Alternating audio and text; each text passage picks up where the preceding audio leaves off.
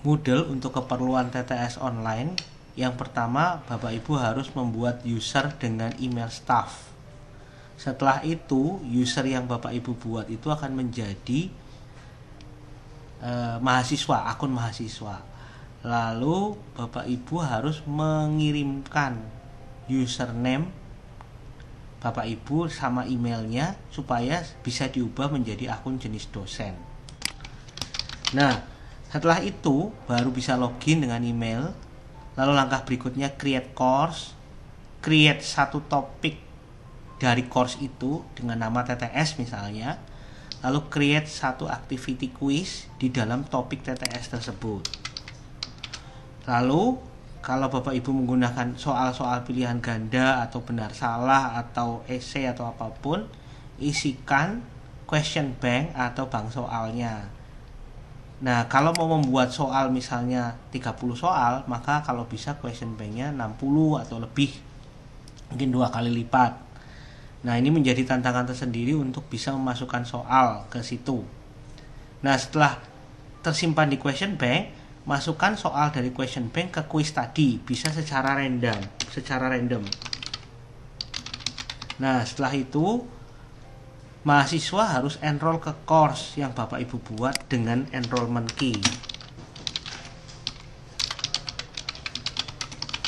Nah, setelah itu kuis harus disetting jadwal dan pengaturannya. Mahasiswa baru bisa mengerjakan kuis sesuai jadwal. Setelah itu terakhir dosen mengambil nilainya. Nah, untuk bisa menggunakan Moodle, maka Bapak Ibu silahkan masuk ke alamat ini ya. Ini ya, moodle.fti.ukdw.ac.id. Setelah itu Bapak Ibu klik login dan kemudian klik is this your first time here. Silahkan Bapak Ibu create account. Username-nya bebas. Nah, ini passwordnya ini yang susah, harus 8 digit, minimal ada 1 angka, 1 lowercase, 1 uppercase, dan 1 alphanumerik seperti bintang, garis, strip, dan sebagainya. Lalu yang lainnya silahkan diisi. Setelah berhasil maka lihat di email, nanti dapat informasi dari email. Setelah itu ini misalnya login.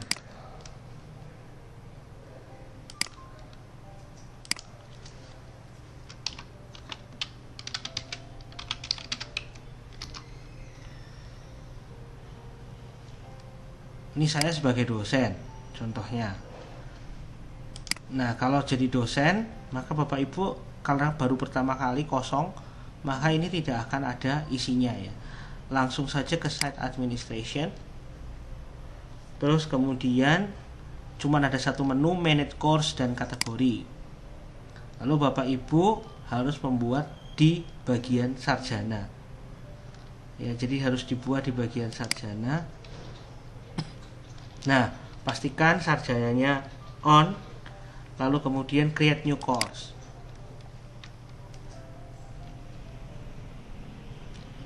Misalnya, ini saya membuat course OSN pemrograman SMA. Ini contoh saja karena ini buat mencoba. Lalu kemudian buatlah short name-nya, jangan pakai spasi. Lalu saya masukkan, kalau tempat saya bagian umum, kalau Bapak Ibu di bagian sarjana. Course visibility-nya show. Lalu course-nya dimulai tanggal berapa ya, sampai dengan tanggal berapa, misalnya sampai dengan tanggal 30 Juli misalnya. Nah, ini boleh diisi boleh tidak, course ID number. Kalau Bapak Ibu mau pakai lagi untuk semester berikutnya, maka harus diberikan genap, gasal dan sebagainya. Kalau ini misalnya berarti semester sekarang kan genap 2019-2020. Nah, misalnya ini OSN Programming, Bapak Ibu bisa masukkan kodenya. Misalnya 100 OSN genap 19-20, misalnya seperti itu.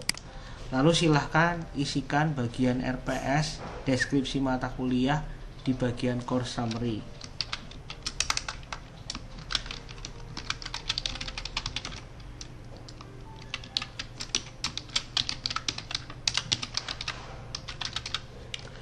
Nah, lanjutkan dengan kalau mau dikasih gambar silahkan upload gambar ke sini. Caranya tinggal drag and drop saja. Lalu course formatnya topik, karena Bapak Ibu cuma mau pakai buat TTS saja, maka bisa buat number sectionnya 1 saja. Lalu kemudian yang lain dibiarkan, file juga biarkan, grup. Nah ini kalau ada pakai grup A, grup B, grup C, ini harus dibahas lebih detail lagi karena grouping ini cukup rumit. Nah terus kemudian untuk role renaming, nah ini mungkin bisa diganti seperti teacher diganti jadi dosen, non editing teacher diganti jadi asisten, student diganti jadi mahasiswa. Nah misalnya course creator juga bisa dibuat jadi dosen. Lalu setelah itu save, maka akan muncul ini OSN SMA genap ini. Lalu kemudian diklik, nah dia akan muncul di bawah, lalu view. Nah di sini cuma ada satu topik yaitu TTS ya, ada announcement. Nah untuk bisa ngedit ini pilih gear di atas, gearnya, lalu kemudian turn editing on. Nah ini announcement, ini bisa diganti jadi pengumuman, misalnya berisi pengumuman-pengumuman yang mau diisikan. Lalu topik 1 ini diganti menjadi UTS, misalnya genap 2019-2020. Nah misalnya seperti ini. Ini baru topiknya ya, belum ada isinya. Lalu kemudian kalau mau nambah topik silahkan, misalnya mau nambah materi atau apa bisa ditambah topik. Topik ini berarti yang warna orange. Lalu kita masukkan activity, activity-nya adalah quiz ya, quiz. Nah terus kemudian add, lalu isikan misalnya UTS tanggal berapa, misalnya tanggal 24 Maret 2020 misalnya. Deskripsinya silahkan dituliskan di sini, bisa ditampilkan di depan. Lalu timingnya bisa di set tanggal 24 Maret jam berapa mulai, misalnya dari jam 00 atau mau mulai dari jam 8, dari jam 8 sampai dengan misalnya 24 Maret juga mau cuman 2 jam atau 3 jam, misalnya jam 11. Nah ini adalah batas open dan close quiz. Jadi kalau kuisnya itu bisa 30 menit, tapi batas open dan close-nya yang di set. Jadi mahasiswa bisa mengerjakan mulai dari jam 8 sampai jam 11. Lalu sekali mengerjakan, misalnya waktunya cuma 45 menit, ya sudah, berarti 45 menit ini mahasiswa mengerjakan di antara jam 8 sampai jam 11. Nah setelah itu gradingnya, karena ini cuma dipakai 1 kali, silahkan misalnya boleh mengerjakan berapa kali. Kalau misalnya TTS hanya bisa 1 kali, silahkan dipilih 1 kali. Kalau 2 kali, nah bisa mau dipilih mau nilai terbaik atau nilai rata-rata atau apa. Nah terus kemudian layout ini adalah soal baru, itu ada di halaman baru atau per berapa. Misalnya satu halaman berisi 3 soal, satu halaman berisi 5 soal, atau satu halaman berisi 1 soal. Lalu lanjutkan dengan navigasi. Navigasinya free, itu artinya bisa mundur ke soal berikutnya. Kalau sekuensial berarti maju terus, tidak bisa kembali ke soal berikutnya. Lalu biasanya berikutnya saya cek yang bagian review. Nah kalau boleh ditampilkan jawabannya, maka ini bisa disetting, boleh ditampilkan misalnya benar salahnya, feedbacknya, jawaban benarnya dan sebagainya. Kalau misalnya tidak boleh, berarti silahkan diklik bagian attempt, cuma tinggal nilai saja, jadi bagian yang lain dibuang. Jadi semua bagian yang lain dibuang, cuma mark saja, jadi cuma nilainya saja. Lalu appearance-nya biasanya saya pasti tampilkan small image, lalu decimal places-nya 2. Extra restriction ini kalau misalnya mau dikasih password, kalau tidak ya berarti nggak usah. Pada saat mau ngerjain harus tahu passwordnya dulu. Nah perlu dipikirkan cara memberikan passwordnya lewat apa, lewat di sini juga atau di tempat lain. Lalu kemudian biasanya sudah tidak ada yang perlu disetting lagi, save.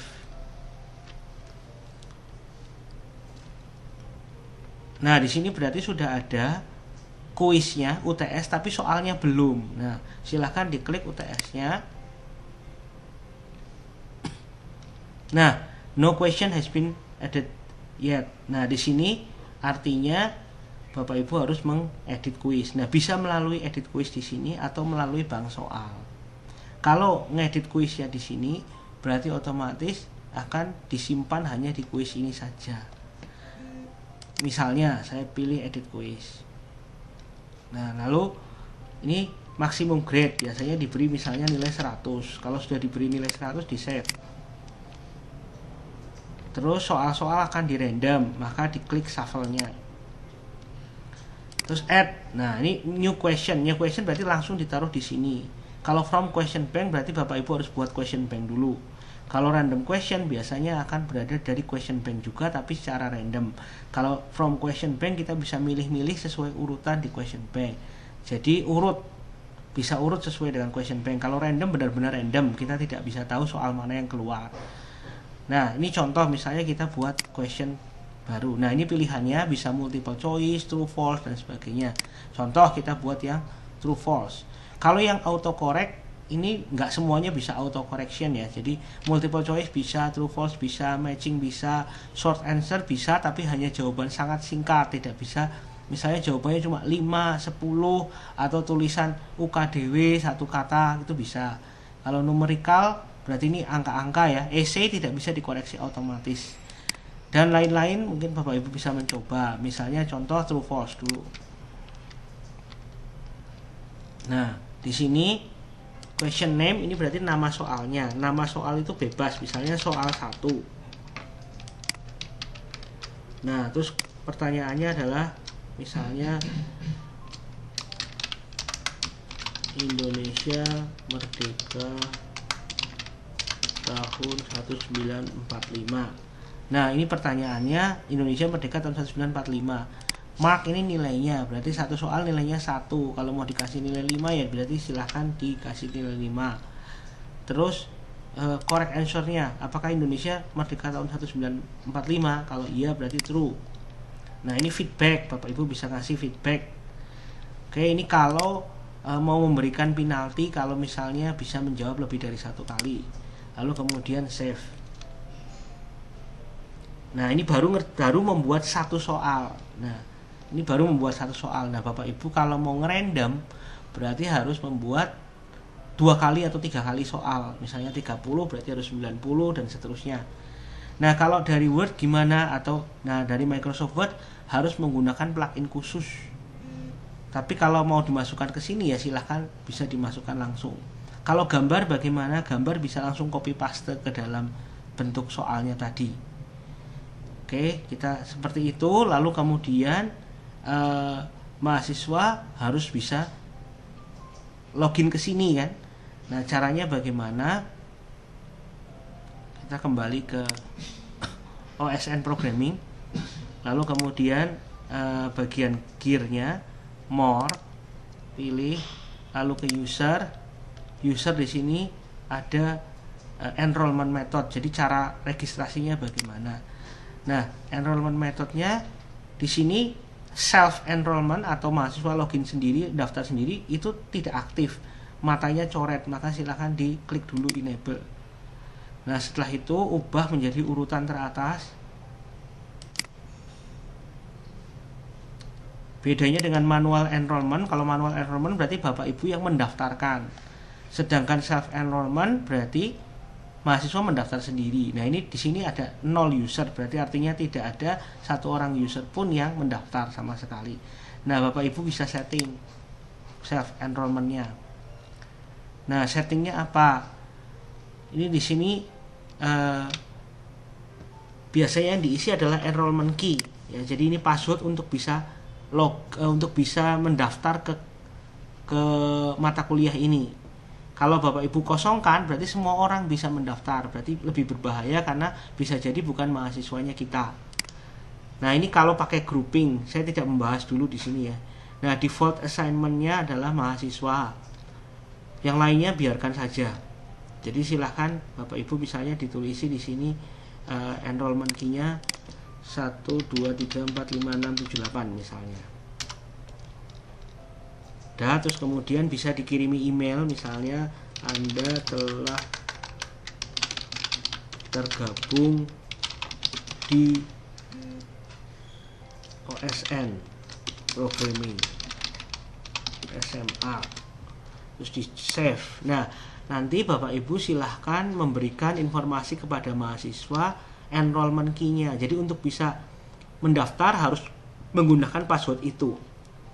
Nah, Bapak Ibu tinggal menyebutkan mahasiswa silahkan mendaftar di Moodle dengan nama mata kuliahnya OSN Pemrograman SMA Genap 2019-2020. Masukkan password 123456778.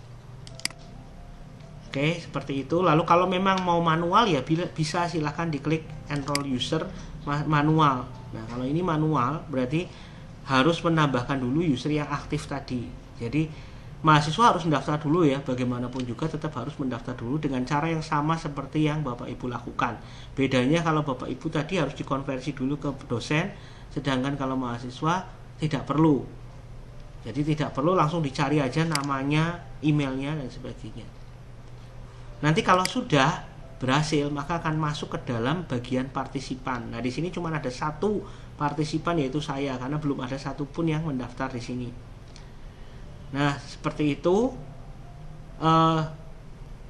Jadi prinsipnya untuk membuat membuat bank soal bisa melalui langsung atau bisa melalui bank soal. Nah, kita bisa lihat untuk bank soal, kembali ke UTS-nya. Nah, Bapak Ibu bisa klik bagian gear lagi di bagian bawah more. Lalu kemudian bagian bawah ada question bank. Nah, ini masih kosong, baru ada satu soal yang tadi. Nah, Bapak Ibu bisa buat di sini sampai banyak ya. Kalau mau dibeda-bedakan silahkan buat kategori. Jadi kalau mau membedakan misalnya ini tipe soal jenis ini atau grup ini, silahkan buat kategori-kategori, dimasukkan ke question bank. Nanti baru diimport penambahkannya dari question bank. Nah, kalau import dan ekspor ini dipakai untuk apa? Dipakai untuk import dari misalnya dari Microsoft Word. Nah, Microsoft Word-nya pakai apa? Microsoft Word-nya pakai Moodle to Word. Moodle to Word.net. Nah, ini ya Moodle to Word.net. Nah, Bapak Ibu silahkan mendownload yang bagian Moodle question.x atau Moodle template installer ini. Lalu nanti diinstal di Microsoft Word-nya masing-masing. Tampilannya seperti ini. Nah, di sini ada Moodle. Ya. Nah, Bapak Ibu silahkan membuat misalnya multiple choice.